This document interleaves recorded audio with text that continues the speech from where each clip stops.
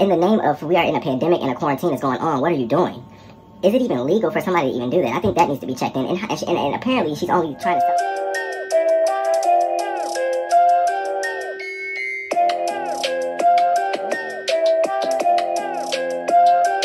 Kick it off with Mr. Kanye West. A couple of things with him. So Kanye West recently announced that he will be returning all of his artists on Good Music label their masters back. That's huge. That's a certainly there's going to be an economic impact for him. So I'm not sure if there's going to be terms on it, like at a certain date of their career they'll get it. You never know with a lot of these performers and artists. They know how to use words to trick you. So I'm sure there's something in it that helps him benefit. Again, he wants to be this billionaire, and a lot of that also comes from fashion, but it comes from Kanye used the analogy. It's like getting a loan from the bank to purchase a home, and then once you pay that loan back, the bank still owns your home. Well, he said, you know, in the music industry, they give you an advance to put out music.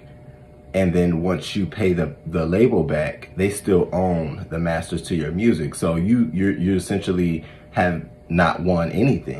I know artists like Big Sean, Tiana Taylor. I don't know if John Legend is still on his label or not. But all of those artists will get all of their masters, which, you know, comes with royalties and licensing agreements. So they'll get all of those going back to them. So kudos to Kanye West. Again, you know, sometimes I'm confused about what it is you're doing on Twitter, and then you have these moments that are really, really great, and it moves the culture. You know, there's now should be a flood of artists interested in going to the Good Music label just for the fact that they'll have some type of opportunity to get their masters back. And I think that should push other labels to look at the same thing and say, hey, okay, maybe after a certain amount of years, we can use giving them their masters back as a leverage of payment or as a form of, you know, doing good business. So shout out again to Kanye West for that. Kanye wants a seat at the boards of Gap and Adidas. And you know what? I agree.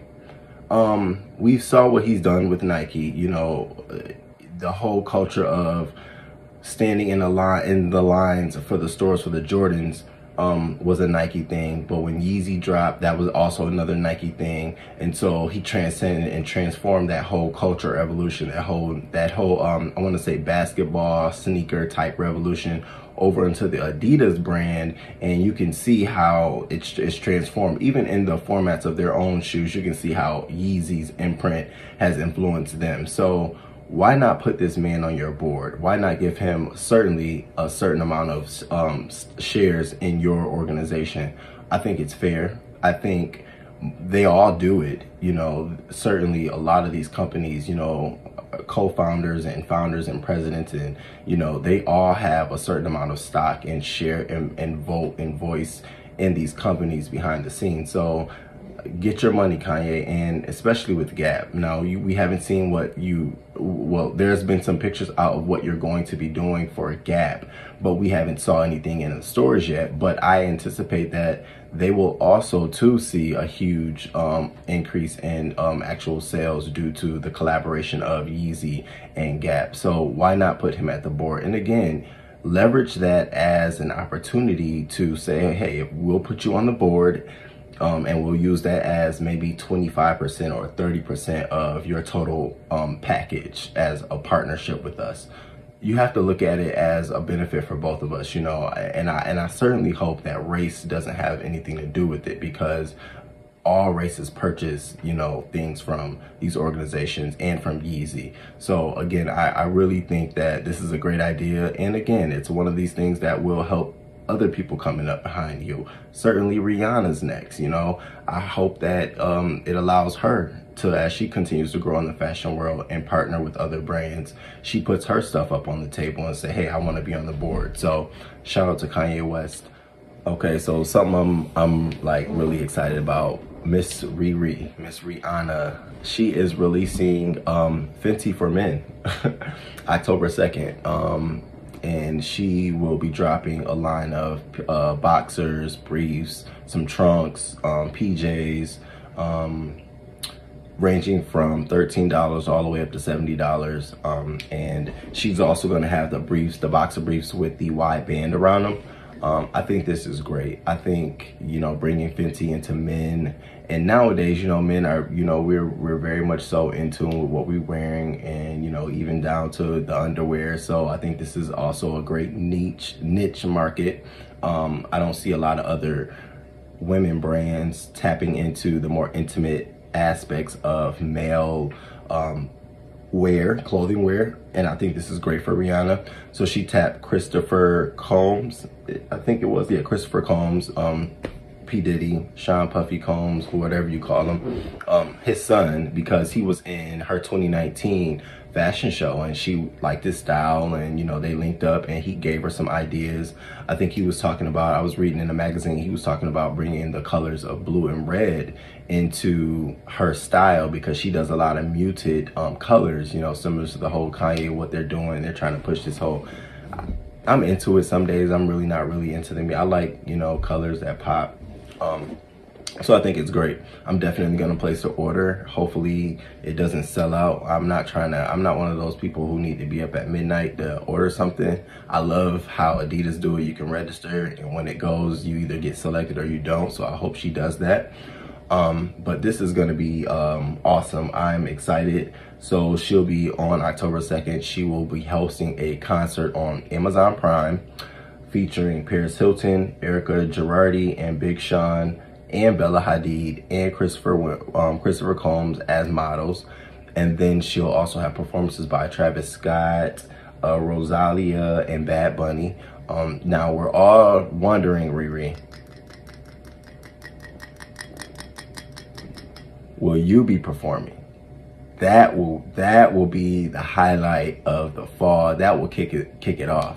I'm a Libra, and that will kick off my Libra season. Will you be performing at your Fenty show, releasing Fenty for Men, the underwear? That would be a great move. So I'm excited to see that. I will be in tune for that, and I will let you guys know what goes on. Before I even talk about this, I just want to say, sometimes money can be, I know it's such a repetitive, you know, one of those phrases, but money can certainly be the root of all evil.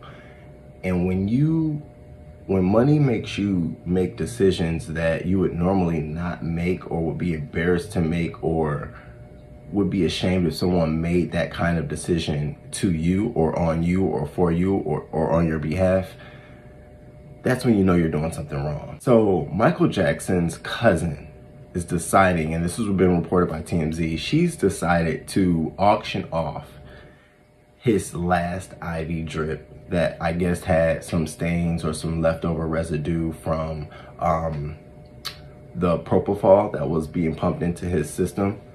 What is going on? I mean, and apparently it has little drips of blood still on it. Like, in the name of, we are in a pandemic and a quarantine is going on, what are you doing? Is it even legal for somebody to even do that? I think that needs to be checked in. And apparently she's only trying to sell it for $2,500. Now, I know the Michael Jackson estate can certainly purchase this from her just to keep it from being out on the streets. Like, what kind of weird crap? Why are you hanging that up? That doesn't bring him back. It plays no music. It don't. What? Again, money can be the root of all evil. And in this case, I certainly think that that's the problem. So another little quick story I was reading, Spotify has decided to turn its podcasts into TV shows and movies. Now, I think this is going to be the wave of the future. Again, as people become more familiar with online platforms, and they start using more apps on their tablets and their devices, they are beginning to be exposed to all of these different forms of these different ways people are expressing themselves. You know, I remember when YouTube was the boom. I remember when Twitter was the boom, and now we have podcasts, and you know, a lot of people are certainly getting on podcasts. But I think we are such visual people, so we like to see, even though we can hear it, even though we can read it. I think there's an element of personalization. When we see something, we can see how somebody expresses and communicates. So I think turning podcasts into TV shows and movies provides us another element, and it drives more traffic to wanting to go see and, you know, be involved and engage in podcasts. So kudos to Spotify. Yo, they certainly learn how to make and capitalize off of everything that goes on at that platform, and I am not mad at